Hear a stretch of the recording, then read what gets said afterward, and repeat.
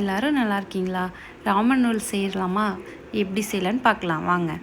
First வந்துட்டு நான் கொஞ்சம் ஒயிட் நூடுல்ஸ் பாயில் பண்ணி எடுத்துக்கிட்டேன். அப்புறம் சம் வெஜிடபிள்ஸ் உங்களுக்கு என்ன வெஜிடபிள்ஸ் வேணுமோ அதை நீங்கள் ஆட் பண்ணிக்கோங்க. அப்புறம் வந்துட்டு கொஞ்சம் ஒரு பேனில் ஆயில் ஊற்றிட்டு கொஞ்சம் பட்டர் ஆட் பண்ணி கார்லிக்கு வெஜிடபிள்ஸ்லாம் ஆட் பண்ணி ஃப்ரை பண்ணி எடுத்துக்கிட்டேன். அதுக்கு வந்து ரொம்ப மெயின் இன்க்ரீடியண்ட்டே இந்த சாஸ் ப்ரிப்பேர் பண்ணுறது தான்.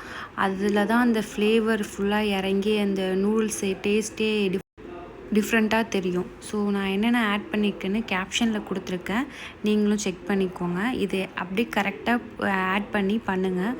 செம்ம சூப்பராக ராமன் நூடுல்ஸ் ரெடி ஆகிடும். ஈஸியாக நம்ம வீட்லேயே ஒரு 20 மினிட்ஸ்லேயே பண்ணிடலாம். நீங்கள் கண்டிப்பாக எல்லாருமே ட்ரை பண்ணுங்கள்.